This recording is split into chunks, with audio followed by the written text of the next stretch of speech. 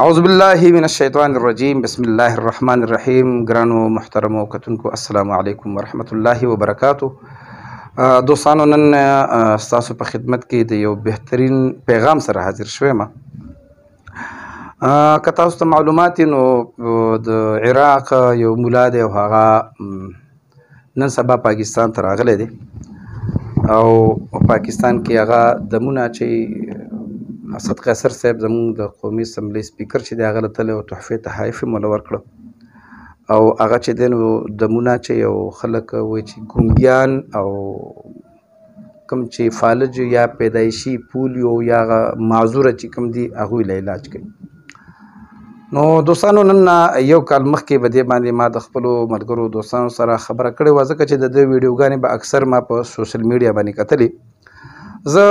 دومره حاضر شویم ستاسو په خدمت کې چې زه پخپله د دې روحاني علاج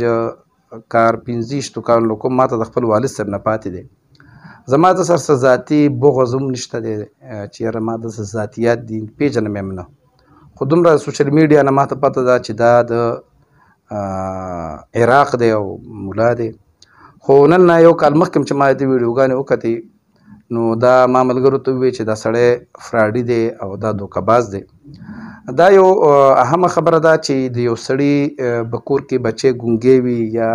معذوره وي نو هغه سره پریشاني وي ځکه چې هغه ډاکټري علاجونه مو کوي نو هغه وایي که چېرته الله دله شفا ورکړي. نو نن زه دا ویډیو صرف د دې لپاره تاسو ته کوم چې د ډېر لرې لرې غرونو او د ډېرو او دور افتاده علاقو نه خلک راځي په لاره کې شپې کوي، بیا پېښور کې دلته به هوټلو کې شپې کوي او ډېر په مشکل به ورته نمبر میلاویږي.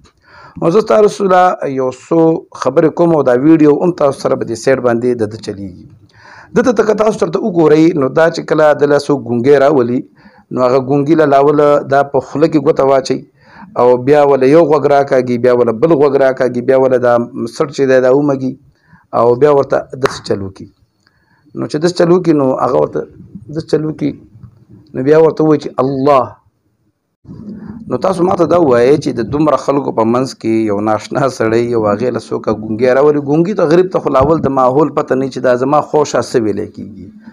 بل د هر یو ګونګی چې د مسلمان په کور کې پیدا شوی وي نو د هغه ته الله والله خامخا راځي. که دا ورته هم نه وایي چې الله ووایه صرف خوله م ورته داسې وخوځوي نو هغه به وایي چې الله بره ورسره ګوته م ونیسي نو هغه وایي الله نو دی سبحان الله ماشاء الله نو بس وشابه دلته نه وباسه بس هغه ووتو بار ګاډي کې نه روشه کې وګنه لاړو بس غر کېږي که 2 ورځې مزل کړی که 3 ورځې مزل کړی په سوشل میډیا باندې ور واچوي او هغې نه بیا نور خلک ورځي بیا یو میله جوړه شي. نو زمونږ د دې خلکو اصل کې کم ځای موږ چې وګوري نو که ډاکټري او که ملایي که دم والی دوی هغه غویمې ته غوبل ته ګوري دې ته نه ګوري څوک ټیکېږي که نه ټیکېږي خو ډېر زیات خلک وله راځي. زه په خپله که چېرته یو څو ویډیوګانې داسې وکړم الله دې نه کړي ما له خپل ضمیر اجازت د دې خبرې نه راکوي او نه بل مې دې شي د زړه هم تنګېږي. نو ما ته هم الحمدلله د الله لاک لاک کرم دی چې زما ته ډېر زیات مریضان راغلي دي او هر قسم مریضان او الله حاضر دی چې پیسې مې هم ترې نه اخیستي او که پیسې مې هم د کوم شي دي اخیستي نو زه تپوس وکړم څنګه حالات دي وي ټیک شوی یم بلکل که هغه د اولاد بیماري نو دا چې کوم دی دا خلک ډېر چالاکوي. بل د سوشل میډیا چې کومې خبرې دي زه هغه خبرو پسې نه ځم ځکه د هغې دلیل زما سره نشته چې وایي دا یو ځای کې جومات نه خلکو وشړو فلان شو چې ما څه دلیل نشته نه چا باندې الزام لګولی شم نه بهتان لګولی شم. زه دومره صرف تاسو ته خبره کوم چې د اولنی سړی په مدینه منوره کې تاسو ته پته د دنیا کې قسم قسم ډرامې کېږي چاله پیسې ورکړه یو افغاني کس دی نو هغه ته که زه دومره پېژنم افغاني چې پاکستاني څادرې په غاړه سپین ګیری دی نو هغه له به چا پیسې ورکړي چې لاړ به شي او ته به وایې چې زه ړوند یم نو دا به یې دم کړي نو مخکې نه کیمرې میمرې سره 15 کسان به ورته ولاړو نو د خلکو ځان ته راغونډ کړل او خپلې لاړې راواغستې د هغې په یو سترګو په بل سترګې ومږلې او هغې نه پس هغه وویل چې بس هو هر ما خو زه خو ړوند وم هر څه ما ته ښکاره شو نو هغه پسې بیا څوک ګرځي د افغانستان نه به راغلی و د هغه ترکمنستان نه تاجکستان نه کوم ځای نه به راغلی و د هغې نه پس د بزنس چالو شو بیا په عراق کې هو خو هغې کې زمونږ کار نشته. زه صرف تاسو ته دا وایم چې د څوک مونږ ته یو هغه ویډیو وښیي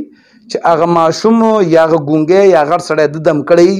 او د ځای نه وتی او هغه بیا د هغه مور او پلار ویډیو وکړي یا دا وکړي چې دا سړی ټیک شوی دی او دا اوس ګوره خبرې کوي. یو ویډیو هم داسې نشته.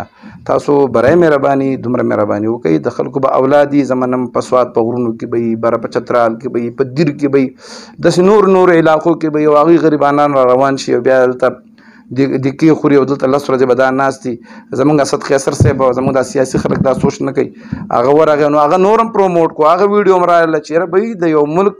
د قومي اسمبلی سپیکر هم هغه ځای ته راځي. نو دا چې کوم دی هغه خو پرېږدی غټ خلک دي، بس کار یې وکړو، هغه ته یو په کولر په سر کړو. نو دا دې خلکو کې یو ویډیو د څوک وښیي چې د کوم ځای کې د چا علاج کړی او هغه مخکې خبرې نه شوې کولی او خبرې کوي. بل چې دا تاسو ته کوم ښیي دا د بهر ملکونو کې دا دوی پلانټډ کسان دي، خپل کسان به یې راوستله او هغه ته به یې دا چل کوه او زر به یې ویستل. تاسو ګوره دا چې دم وکړي نو ورته وایي یله شا به وځوئ بس ځه. داسې الفاظو کې ستاسو په خدمت کې حاضر شوی یم. نور زما د هغه څه نه ذاتیات شته نه پېژنم. ستاسو غم اخیستی یم چې مهرباني وکړئ خپلو کورونو کې کښېنئ. کورونو خوا سره هم کوم عالمان یې هغه ورلوی دم یې کوي، په خپله یې دم کوي، په خپله پې قرآن ووایي. الله رب عزت کو غواړي نو هغه به شفا ورکړي. که هغه په نصیب کې شفا نه وه دا چې هر ځای ته بوځي نو دا به نه ټیکېږي او نه د ده سره اوسه پورې څوک ټیک شوی دی. نور که زما چې کوم اورېدونکي دي او هغه زما دا خبرې نه وي خوښه او کمنټس کوي نو غلط کمنټس اخلاقي طور باندې هم نه دي پکار، ځکه د سوشل میډیا داسې یو شی دی چې که ستا خبره چا خوښه نه شوه خو لاندې به پړپړه درپسې لیکي. نو زه صرف ستاسو په خدمت کې دې دپاره حاضر وم چې برای مهرباني خپل وخت بچ کړئ، خپل پیسه بچ کړئ، خپل ټایم بچ کړئ لکه او د دې کس په ځای کې مه راځئ. دا مکمل دا گرفتار شوی هم دی څو ځل ترک والا به د باندې پابندي هم لګولې ده. نو خپل ماشومان د دې څه څوک ټیک کېږي نه او نه ټیک شوي دا مکمل یو عالمي فراډ دی. ستاسو په خدمت کې دغه یو څو خبرې ما کولې. د بلې ویډیو پورې مال اجازت راکړئ. د الله په امان.